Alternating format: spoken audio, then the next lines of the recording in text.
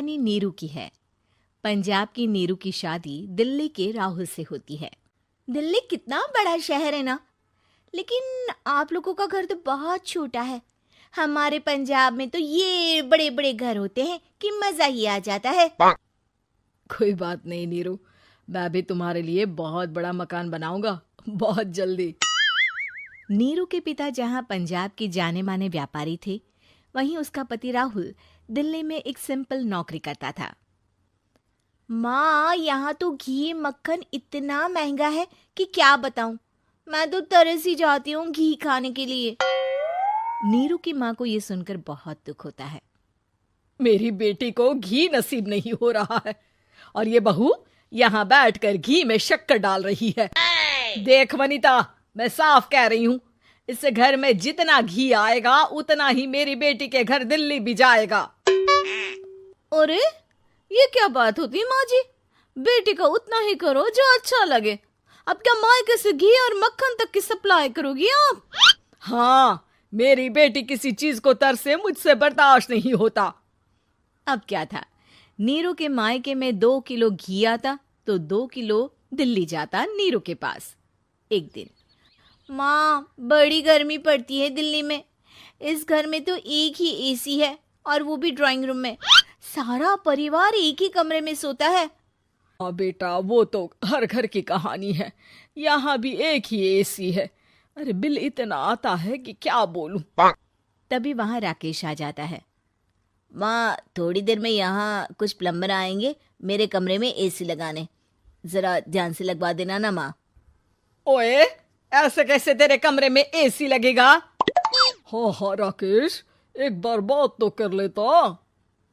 अरे पापा, वो वनिता को गर्मी में नींद नहीं आती। ड्राइंग रूम में सबके साथ सोने में वो अनकंफर्टेबल है, इसलिए। अरे पूरे परिवार के साथ वहां तेरी बहन नीरू भी तो सोती है। वो नहीं हो रही क्या अनकंफर्टेबल? समझ रहा है ना? अगर एसी लगेगा तो एक दिल्ली में तेरी बहन के कमरे में भी लगेगा, तभी तू लगा सकेगा। राकेश वनिता को सारी बात बताता है। वनिता करती भी क्या, मन मार कर बैठ जाती है। माँ, ये लोग ठीक नहीं है, क्या करूं मैं? अरे बेटी, यहाँ आ जा, तू यहाँ आकर रह ले। अरे छोड़ दे ऐसे पति को। कैसे छोड़ दूं माँ? समाज क्या कहेगा, लोग क्या कहेंगे? वैसे भी मेरा एक बेटा है मयंक। अरे हटा बेटा, तेरी उम्र ही क्या है? इतनी परेशान रहेगी तो काम कैसे चलेगा? खैर, बात आई गई हो जाती है। माँ को लगता है कि नीरू ठीक है, तो वहीं नीरू के मन में एक ही लाइन चल रही होती है, यहाँ आजा। माँ ने तो बोल ही दिया है कि यहाँ आजा। बस मयंक थोड़ा सा बड़ा हो जाए, इन गरीबों को छोड़कर मैं वापस माँ के पास ही चली जाऊंगी। वो इसी सोच में बाजार में चल रही थी कि मैम, आपका दुपट्टा जमीन को छू रहा है। नीरू जैसे ही उस लड़के की तरफ देखती है, देखती ही रह जाती है। हाय रे, कितना सुंदर लड़का है ये। अब क्या हुआ? मैंने कहा आपका दुपट्टा। तो खुद ही उठाकर दे दो ना। लड़का समझ जाता है कि नीरू उस पर फिदा हो चुकी है। वो उससे उसका नंबर लेकर चला जाता है।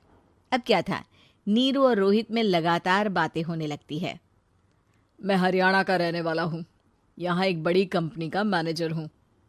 अच्छा, और कितने बच्चे हैं तुम्हारे? बच्चे? अरे मेरी तो शादी भी नहीं हुई है। तुम बताओ, शादी करोगी? नीरू शर्मा जाती है। अब लेकिन मैं तो पहले से ही शादीशुदा हूँ।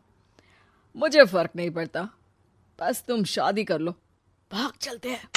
बहुत पैसे वाला हूं मैं, हमेशा खुश रखूंगा तुम्हें।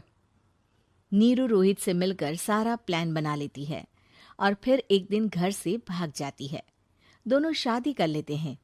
शादी के बाद, क्या बात है नीरू, तुम्हें परेशान सा देखता हूँ, सब ठीक तो है ना? हाँ हाँ, सब ठीक है।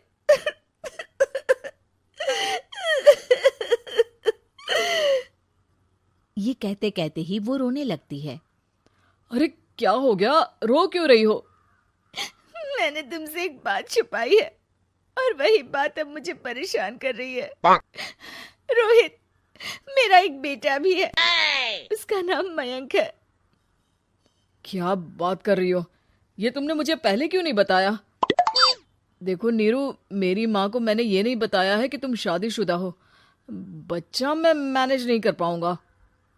नीरू को समझ में नहीं आता कि वो क्या करे। तुम उस बच्चे को अपनी माँ को क्यों नहीं दे देती? नीरू चुपके से माँ को फोन करती है। माँ, क्या मयंक को तुम रख सकती हो? बेटा, मैं राकेश के साथ बात करती हूँ। आखिर घर का बेटा वही है, जो वो बोलेगा। वैसे भी बेटा, तूने जो किया है ना, उसके बाद से पूरा घर तेरी बुराई कर रहा है। मैं भी अब किसी से तेरे लिए लड़ नहीं सकती। राकेश बेटा, नीरू ने तो जो किया बहुत ही बुरा किया, लेकिन मैं सोच रही थी कि क्यों ना मयंक को हम यहाँ ले आए। तभी वनीता बोल पड़ती है। वाह जी, ऐसे कैसे यहाँ ले आए? यहाँ क्या भंडारा भरा है? और जिस बच्चे की माँ ने नहीं सोचा, उसके लिए हम क्यों सोचे? नीरू को एक बार तो अपने बच्चे के बारे में सोचना चाहिए था ना।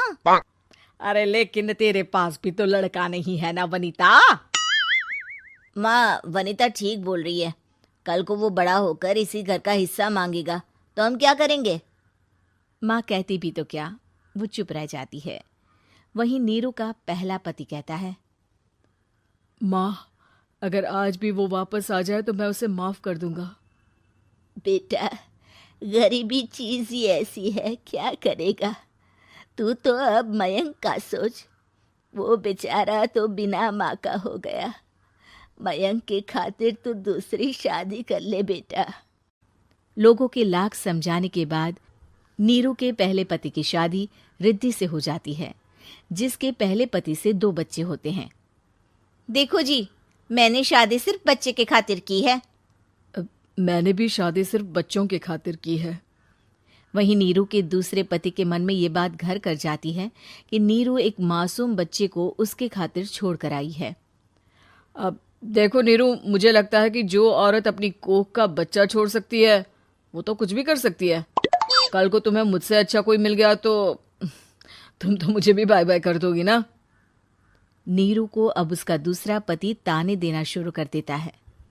तंग आकर नीरू उसके यहाँ से भागकर अपने पहले पति के पास चली जाती है, लेकिन ससुराल में क्या लेने आई है नीरू, मयंक को?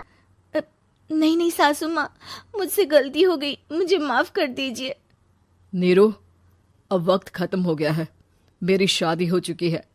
तो छोड़ दो ना उसे, हमारा बच्चा है। मैं आपको अपनी माँ नहीं मानता, मेरी नहीं मान तो बात अच्छी है। नीरू मयंक की बात सुनकर समझ जाती है कि उसके पास अब न आसमान रहा ना ही जमीन।